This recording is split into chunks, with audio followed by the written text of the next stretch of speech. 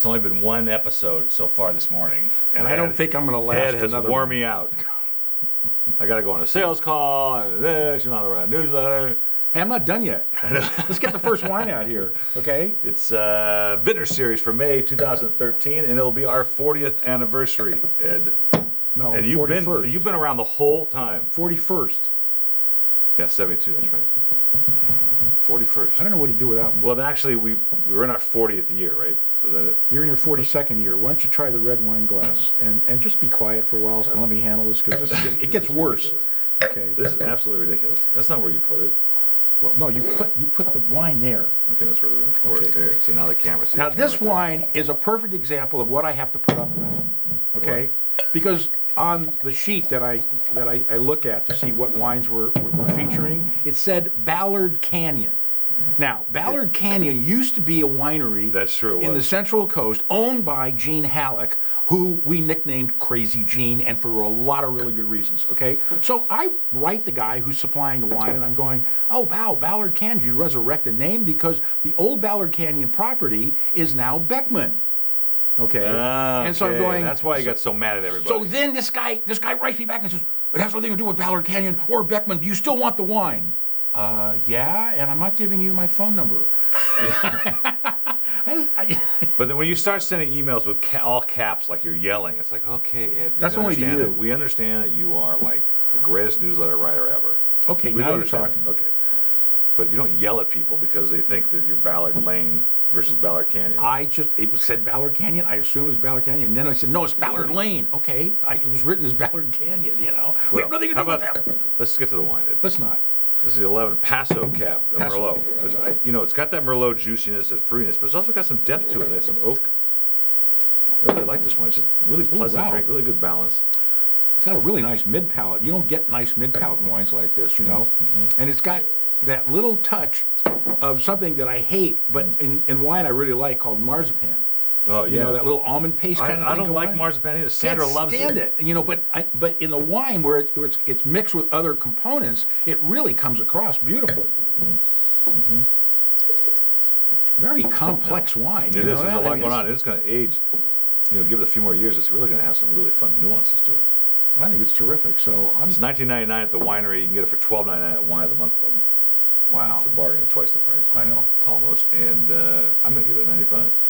I'm going to do For Merlot? I'll do a 95 too. I Ever think it's since really good. Sideways screwed the Merlot market up, and then it came back. And I know you don't believe that, but it's true. No, I don't. And it's not true. But other than that, we're right on target here.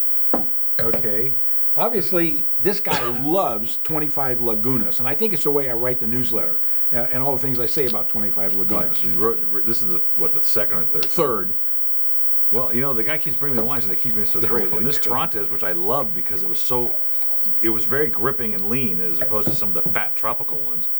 Yeah, they can get a little oily Wonderful, sometimes. wonderful terroir and flint and stone nose. I think it's great. There's key lime in there or something? Well, it's very citrusy, but it's also got that white nectarine, white peach sort of component. At the end of the mid palate, where you get this typically different from Toronto's. Usually, you get this fatness, and you don't get that here. No, you don't. I mean, this you can do with oysters. I love the nose too. Some nice raw Kumamotos. Ooh, man, I could eat. I eat those until I burst. And there's a citrus component which There really is. There's a huge citrus which you component. don't get from Toronto's usually. No, it's got lime and a little tangerine and a little peel. The steak grown in San Juan, Argentina. I'm not sure the packaging thrills me to death, but the value is great at $17.99 on the shelf. I'll talk to him about it. Yeah, And, yeah. $11.99 is a reorder price. I'm doing a 95 of it because that's one of the 95. better the Torontos I've tasted. PureArgentinianWines.com. PureArgentinianWines.com. Yeah, I don't know. As opposed to what? Partially? Or partially? impure, like the people that work there. I don't know. I had a customer call me the other day. And No. I'm doing it- yes. How did Shocker. that happen? Absolute shocker. But I do the email specials. You're not always around, so I do them by myself. Oh, poor baby. I know. And a customer calls. He goes, "Why? It's only you. There's only one wine. Why are you spitting it out?" So he told me. Well, that's a good point. It's a good question, actually. So the next one I did, which was that morning, I did without the spit bucket. Aha. I actually tasted it and He drank had the stuff. 6 takes, and by the 6th Yeah, take, right. mine is absolutely amazing. Now, this is a month that seems like of wines, of at least brands that we've done in the past. And I usually don't repeat brands, but my job is to send them the best values we find. And this is another one. Is that your job? That's it, man. Good. Umbu. We've done a couple of Umbus in the past. But This is one of those names that I could never figure out. This is a 2011 Malbec, another Argentinian wine. Boy, we had a lot of Argentina stuff this year. Look at that nose. Is that incredible? Why can't the French grow Malbec the way the Argentinians do? I don't understand it. It's got some tarriness in that Boy, one, too. It's a big wine, too. But, you know, yeah, you're right, because some of those south of France, those St. Chinians, those kind of things. Cahors? Oh, yeah, Cahors. I mean, they're lean and tough and hard. Yeah. This is really fun. It's very nice. And I like the toasted barrels in this. And it's $17.99 on the shelf, which is a terrific price. $12.99 is a reorder. It's really one of the better Malbecs we've done in a long time, actually.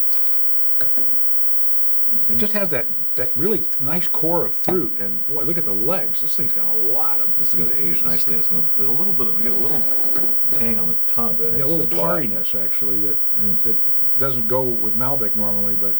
I'm going 95 on this again. Yeah, I think I have to. There's a lot of 95s today. Yeah, I know. Or I'm going 59 and dyslexic. I think I'm going to do. Yeah, okay. Okay, so. It gets worse as it goes on. In case you haven't noticed that. And something else from South America. Calcu. Again, another brand that we've seen in the past, but I just got to send the wines to you that I think are really good. This is from Chile, in the Colchagua Valley, and God, this is great. How do you really feel? I know it's really good. Well, these Sauvignon Blancs from Chile are just blowing me away. I mean, Well, they it are is the so mainstay white grape, is it not, of Chile? I mean, does that if you pick a white wine from Chile, aren't you going to say Sauvignon Blanc? As far as I'm concerned, like absolutely. Torontes in Argentina, you're going to do Sauvignon Blanc. And I've yet to have the question answered by any vendor, or the one person came close to the right answer. Why did Chile get this little narrow strip all the way down the continent, and Argentina got the rest?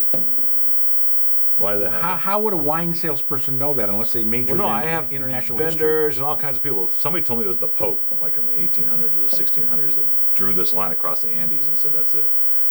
And Well, they both get runoff from the peak on both sides. The Andes, right? It's a good, interesting question.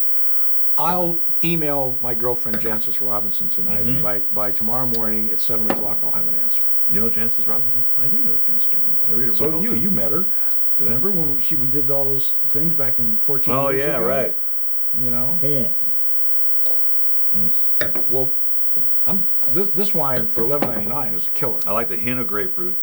Still got all the structure of Sauvignon Blanc. It's a Tons of great wine. acidity, and I'm doing a 94 on this. I'll do one. 94 too. Okay. Really good. And that's our show for today. That's the Vintners series, and both cameras ran the whole time.